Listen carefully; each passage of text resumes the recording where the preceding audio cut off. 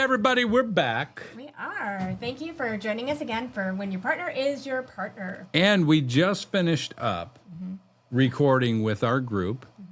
And today we were talking about something really special. And it's one of my favorite movies. Oh, yeah. Yeah. What? Jerry Maguire. Jerry Maguire with Tom Cruise. Oh, the famous line that he uses in that movie. Show me the bunny! No, that's not the line. Oh. The line is, you complete me. It's so romantic.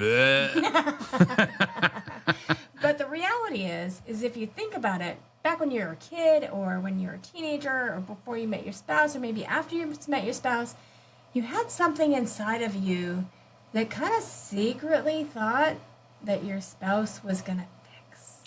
Well, really, I don't think it was fix. I think what it was there was something missing. There was something you thought that they were going to fill that gap in. Yeah.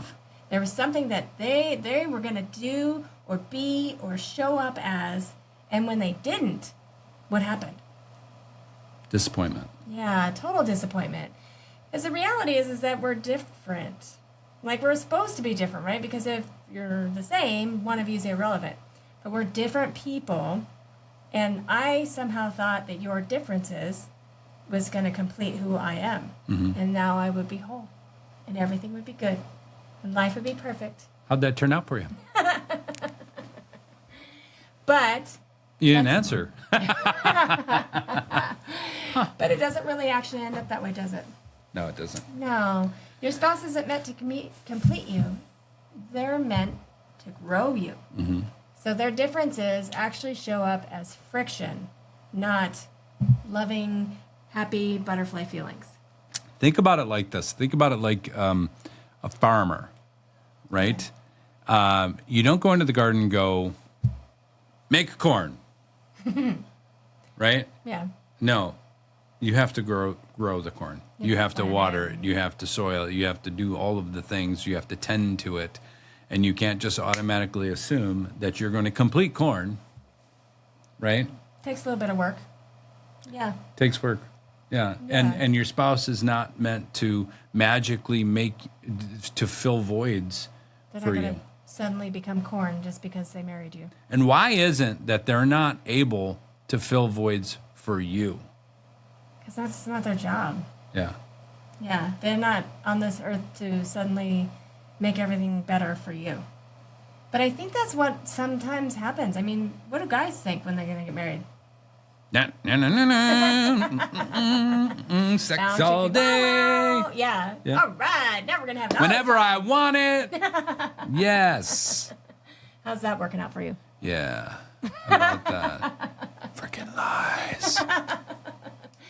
But the truth is, so really, I mean, when you look at it, your spouse isn't meant to be the person that completes you. They're meant to be the person that grows you. And so when you have that friction, when they don't show up as what you expected them to be, and one of our couples pointed out that you have expectations, and then there's reality, and that bridge in between is where bitterness and disappointment and anger festers because you expected them to show up this way and they didn't show up. And so now you have all these hurt feelings. Well, that distance is what's happening inside of you. It's not their fault. And you're creating that distance between the two of you because you've set your expectations so high and your reality is so low. Yeah. And one of them pointed out, which made a lot of sense, is if you just lower your expectations closer to where your actual true reality is, there's not much of a gap there. And the gap of disappointment is going to be narrow. So it's not so crushing when that actually happens. And I'm not saying to expect less and only expect mediocrity out of a relationship or whatever the case, but move with it. And as you graduate and as your relationship builds and as you become stronger together, your expectations and the reality rise together. Right. Because you are rising together. Right. Not one person over the other. I love that. I love that so much because it's okay to have this desire to have a really close marriage. And it's okay to have this desire that you both are working together in your business and you're getting along and you're seeing the vision together. It's okay to have those desires, but to put that expectation on your spouse that you're going to be perfect and when the reality is it's just not there yet is really difficult. And so I like that. And the lowering the expectation isn't tolerating abuse or anything like that. That's not what we're saying. We're saying we're married to a good person. I'm married to a good man that truly wants to be a good man for me. But the truth is that we have things that we need to grow in, areas that we need to grow in, and our spouse is going to highlight that more than anyone else in our lives. And you had a really great example that you and I could be in a heated exchange, and you would allow yourself to talk to me in a way that maybe if we had somebody else that we were talking to and they talked to you exactly the same way I did. Yeah. Yeah. So if there was somebody in my life that I really respected or admired, and he and I, or she and I, whatever the case, are having a conversation, and they rub me the wrong way, the same way that you might, I'm not going to go off the deep end and flip out on them like I would to you. Mm-hmm. And one of the people pointed out as we were talking through it was that it's probably because number one, we were comfortable. We felt safe, that we can basically butcher each other in an argument, or attack each other because we're home with each other, and I should be able to talk to you that way because you're my spouse. When actually it's contrary. This should be the last person you speak to that way. Right. And I remember driving home one day, and she and I got into an argument over the phone, and I screamed at her or raised my voice really loud, whatever the case. I just remember it in my mind was really like I just felt rotten about it. And then she started to talk and started to argue back with me, and I didn't want to hear it, so I got louder than her, and then eventually I hung up the phone. And the reason why I did that is because I wanted to be heard. My statement was more important. My feelings were more important, and I didn't want to hear it from her at all. So when I hung up the phone, I was gaining control. I said what I wanted to say. I was more important, and I stopped you from talking. Right? And then the whole way home, after going through the drive-thru, eating my humble pie, 2 fresh servings of it, I thought about it, and I had a conversation with God, and God told me, he was like, how dare you? Why would you think that you're better than her? This gift, this blessing that I brought into your life, and you treat her like that? You should be treating her like the absolute best person in your life. And I just, man, I really felt it that day. And I was like, I don't know why. And I called her up and I said, I don't know why I felt like I should talk to you that way. And I am truly sorry. Yeah. Well, I appreciate that.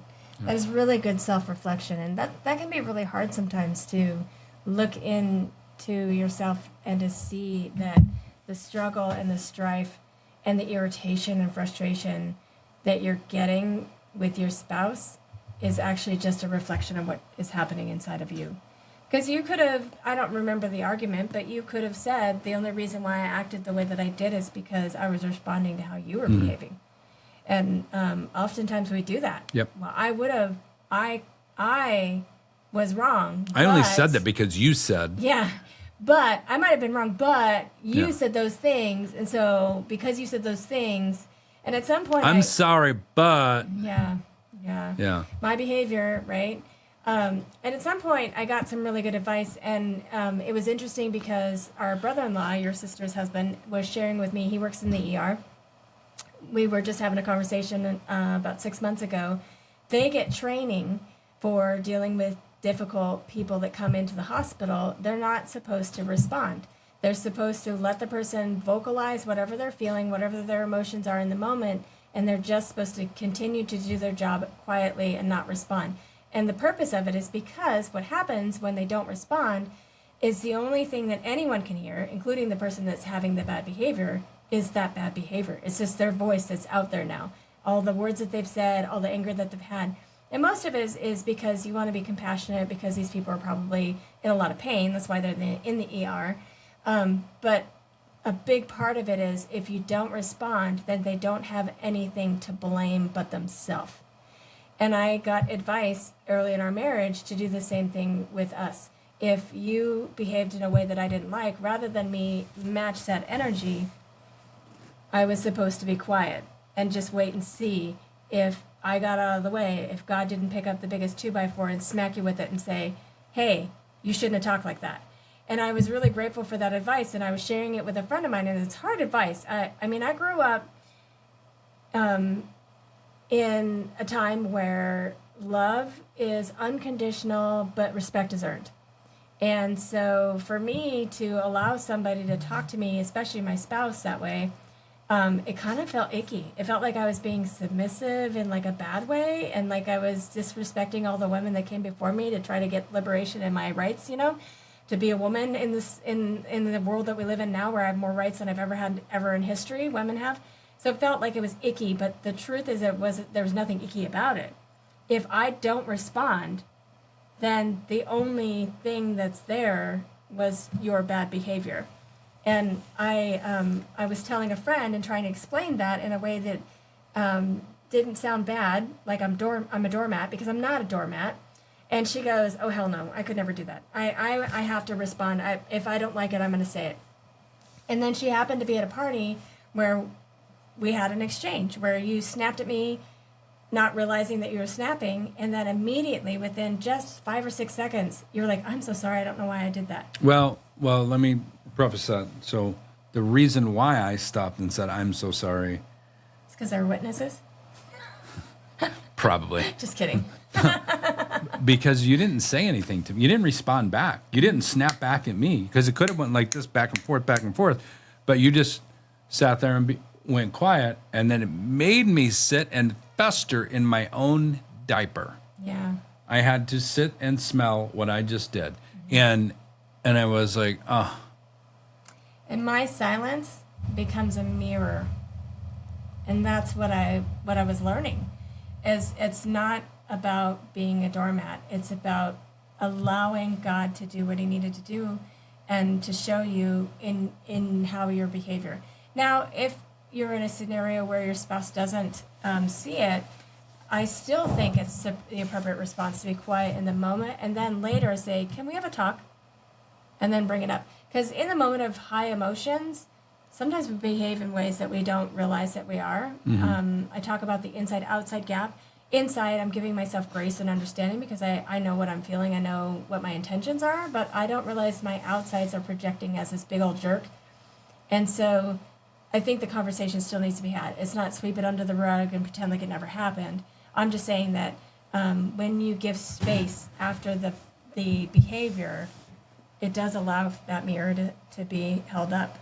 And especially when you have a good spouse that is genuinely doesn't want to be somebody that's harming, they're going to feel that. And they're going to sit in their diaper. And I appreciated that. So that's the point of what today's lesson was, is that your spouse is not there to complete you. They're there to grow you. And that means that when they're growing you, it's going to be a little painful sometimes. And it's going to feel like they're exposing things in you that need to grow and change. Yeah, and when we expect them to grow us, what we're really doing is we're relying on them to make us grow. We're almost forcing them, like we're putting it on them, but it's not the case. We have this void, and I was expecting you to fulfill that part of my life, mm-hmm. when really I needed to be the person to fulfill that part of my life. I needed, instead of me looking for Mrs. Right, I needed to become Mr. Right first. Right. Mm-hmm. So. I agree. And I do think it's important if when you're young to be very intentional about the person that you marry, but the idea that somehow that you have to marry the perfect person, it's a fallacy. You have to be a better version if you want to have a better marriage. Yeah. Mm-hmm. And the only person that you can control is yourself. And when you are working on your marriage, you're working on who you are and how you're showing up. You completely allow me to be who I am. I appreciate you. I appreciate And I it. am grateful. We hope that helps. We hope you got some lessons from it, and thanks for following us. Peace out. All right, good job. All right, cool.